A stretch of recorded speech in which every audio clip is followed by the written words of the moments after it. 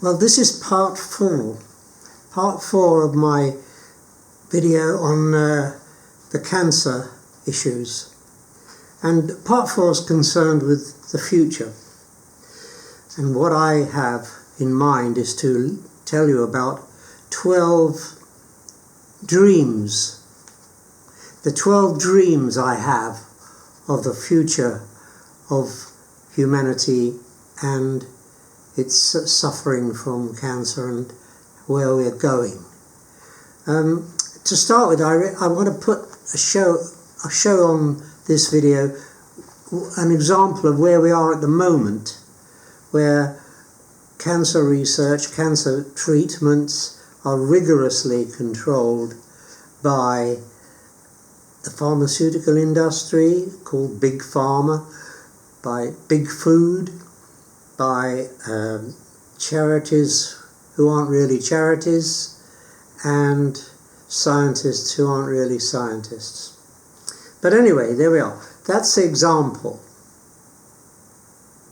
of what's happening today. Now, what I want to happen is that the chief executive of Cancer Research UK, CRUK for short, Michelle Mitchell, her ambition for the future of cancer, to be honest, I don't think that's a very bold objective. I don't think it's, considering that earns £100,000 a year more than our Prime Minister, the Prime Minister of the United Kingdom, one might have expected her to have more important ambitions than to, as she puts it, stand on the brink of new discoveries. Well, I suppose if you're standing on the brink of new discoveries and you're earning £270-something thousand a year basic salary, you might not want to cure cancer that quickly because it's making you so much personal money. And when you look at the large numbers of the team around her, also I doubt not are being very well paid, I can see that there is an argument, there's a vested interest in not curing cancer, because if you cure cancer, then your charity has to fold up and you lose your income. Well, I don't know whether that's true or not, but certainly some people are saying that. But my dreams, I have 12 dreams for the future of cancer. And the first one is a full understanding of aberration. I don't think that, even though we have people like Dr. Thomas C. Fried and others, John Campbell and others, I'm not seeing a completely full explanation of how cancer is caused. I think, yes, I agree it's a metabolic disease, and thereby I agree with two Nobel Prize winners, Otto Warburg and Albert Szent-Györgyi, both of whom said it was a metabolic disease and could be cured by that approach. But I think neither of those people mentioned someone who is today classified by Wikipedia as a fraud, but actually predated them and gave out much better biochemistry. And that was William Koch, who was a doctor in Detroit, in Michigan.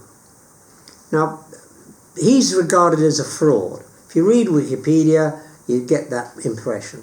But when you read the actual work which he did, which thankfully has been posted on the YouTube and elsewhere by his own family, you can see that he was far from being a fraud. He cured thousands of people of cancer in Michigan and in Detroit.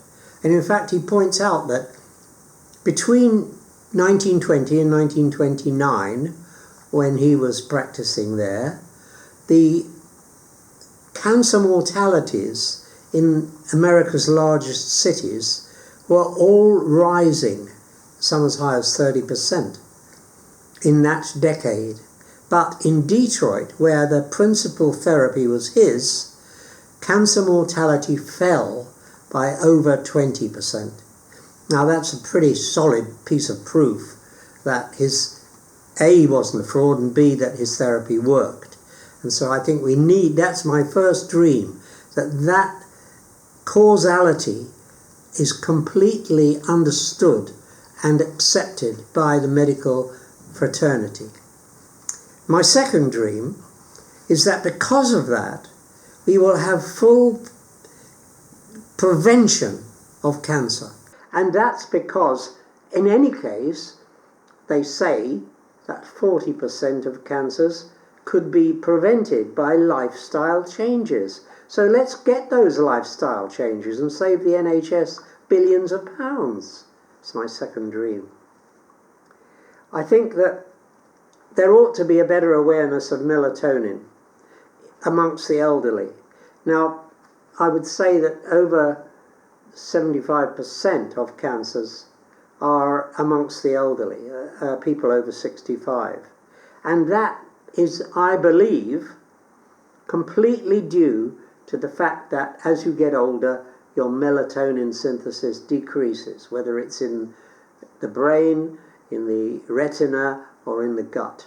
It decreases so that by the age of 70, you've only got 10% of the melatonin being synthesized that you had when you were in your prime at 40. Now, so if the elderly population all knew that and all started using melatonin, it's cheap, it's the safest biomolecule on Earth, and it's very powerful as an antioxidant, and it's very anti-aging, and there's plenty of literature to show that. So that's my dream. Public donations from people, ordinary people, don't get funneled into cancer research, which is where they altruistically put it at the moment, but get put back into the economy so that our economy strengthens and the cancer, I don't know, mafia, if you like to call it that, doesn't get the funding that they need to do their work. They'll still get funding from the government, therefore that's indirectly from the government, from the public. So they'll have some work to do, because they have a lot of work to do at the moment. But the bulk of that money that they're getting at the moment is coming from the public purse, and it doesn't need to. So that's my next dream. And after that, when public donations are being properly used in the economy of the country and not to support questionable cancer research, I would like to see the influence of big food and big pharma stopped by legal means and by legislation, so that they don't control the research output of institutions like Cancer Research UK.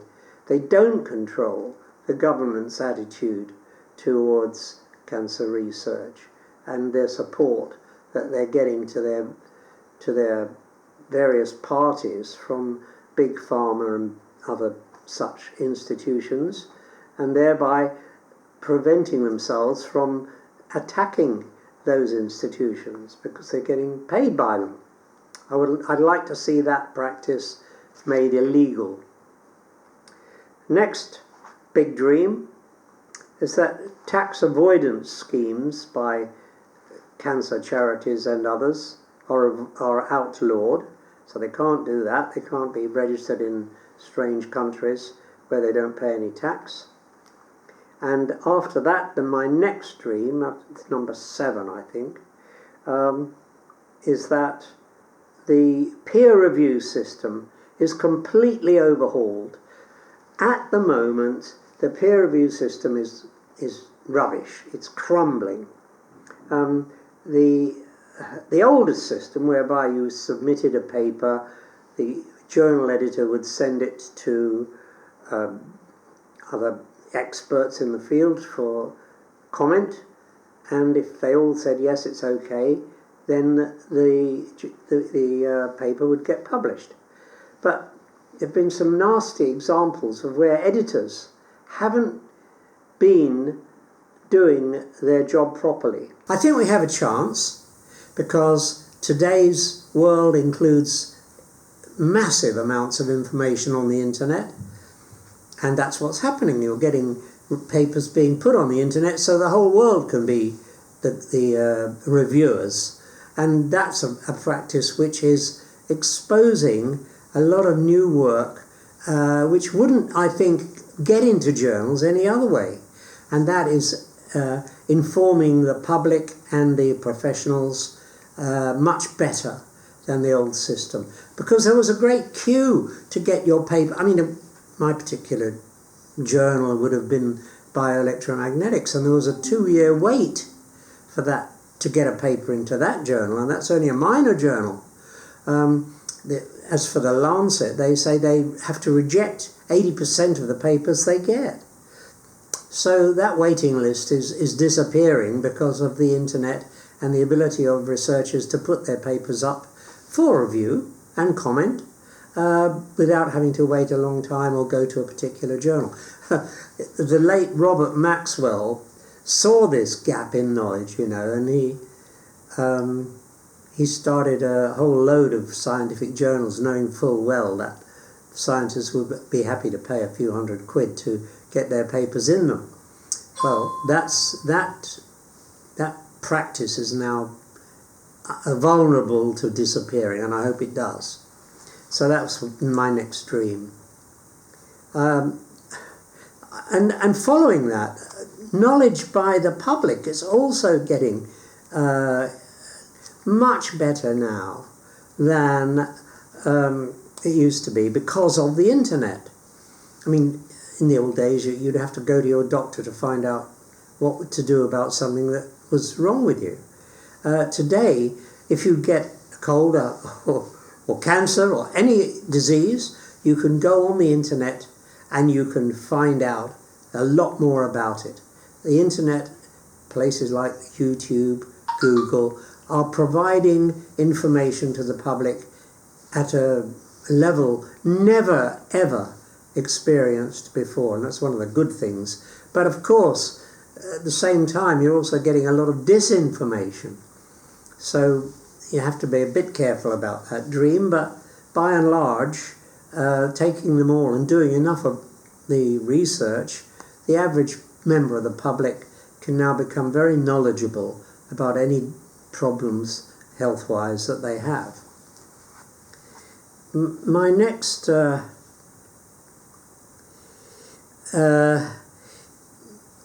dream is to get rid of the vested interests, not by the pharmaceutical and food industries, but there are others, people who are submitting offers to cure you with a particular product which is rubbish.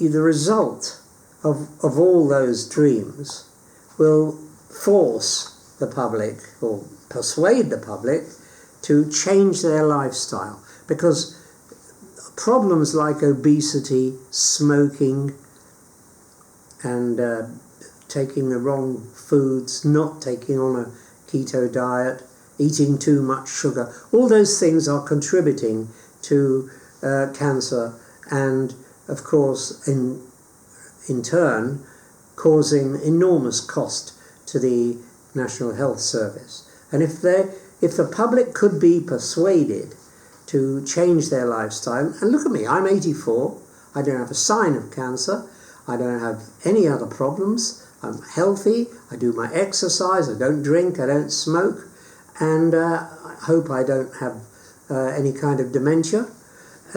Some people might question that, but by and large, it's possible to live to my age completely healthy.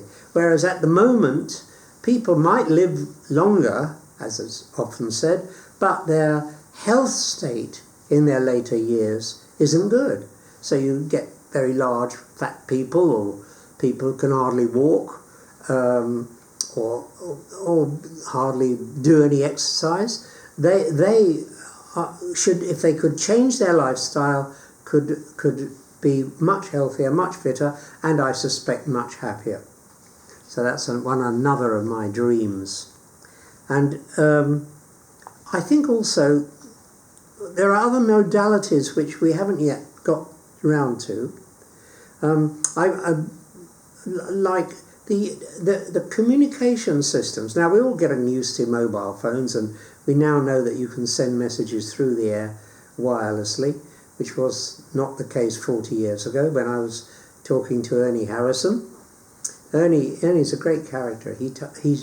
I had an interview with him when I was working in the city, and he told me, "Hey, Roger," he said, "you must always supply the losing side in any war." I said, "Why is that?" He said, "Because they're the ones that have to rearm themselves, and therefore you get the business." And he said, and in terms of price, he says, "Start with the highest price you can." He said, because it can always come down. But once you've set a price, you can't really go up. So he gave me a lot of advice, did Ernie? Lovely man, sadly gone now, but the creator, effectively, of what we have today, mobile phones, and all the benefits that they can bring, as well as some of the disadvantages, I accept, but by and large, a useful addition to our civilization. Anyway, there are one or two other things I'd like to see as a dream. I think institutions like the MHRA and the FDA. The FDA has made some rulings, perfectly good medicines, including Dr. Koch's remedies, and one of my dreams is to see his remedies being applied and understood. Well, there you are. Those are some of the dreams I have for the future, and my own last dream is I get the Nobel Prize in 2040 for services to science, because I don't want the money, I don't want the glory, but it means that I will still be alive in 2040, because Nobel Prizes are only awarded to the living. Well, thank you very much for your attention in listening to this video all the way through. I appreciate it's quite a long video, but there are longer ones out there if you want to look at some, well over 2 hours, and I think mine's under that. But thanks again, and I hope we can achieve some of my dreams, and I hope that you might have learned something from my video. Thank you.